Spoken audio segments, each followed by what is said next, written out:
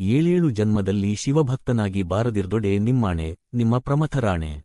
ನಿಮ್ಮ ಪ್ರಸಾದಕ್ಕಲ್ಲದೆ ಬಾಯ್ದೆರೆಯನೆಯ. ಪ್ರಥಮ ಭವಾಂತರದಲ್ಲಿ ಶಿಲಾದನೆಂಬ ಗಣೇಶ್ವರನ ಮಾಡಿ ಹೆಸರಿಟ್ಟು ಕರೆದು ನಿಮ್ಮ ಭೃತ್ಯನ ಮಾಡಿಯನ್ನ ನಿರಿಸಿಕೊಂಡಿರ್ದಿರಯ್ಯ.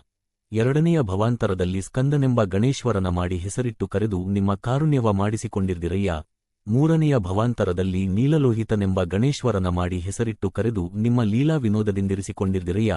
ನಾಲ್ಕನೆಯ ಭವಾಂತರದಲ್ಲಿ ಮನೋಹರನೆಂಬ ಗಣೇಶ್ವರನ ಮಾಡಿ ಹೆಸರಿಟ್ಟು ಕರೆದು ನಿಮ್ಮ ಮನ ಪ್ರೇರಕನಾಗಲೆಂದಿರಿಸಿಕೊಂಡಿರ್ದಿರಯ್ಯ. ಐದನೆಯ ಭವಾಂತರದಲ್ಲಿ ಕಾಲಲೋಚನನೆಂಬ ಗಣೇಶ್ವರನ ಮಾಡಿ ಹೆಸರಿಟ್ಟು ಕರೆದು ಸರ್ವಕಾಲ ಸಂಹಾರವ ಮಾಡಿಸುತ್ತಿರ್ದಿರಯ್ಯ.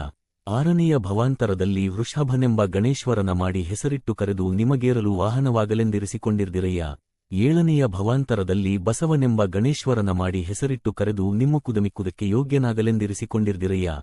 ಇದು ಕಾರಣ ಕೂಡಲಸಂಗಮ ದೇವ, ನೀವು ಬರಿಸಿದ ಭವಾಂತರದಲ್ಲಿ ನಾನು ಬರುತ್ತಿರ್ದೆನಯ್ಯ.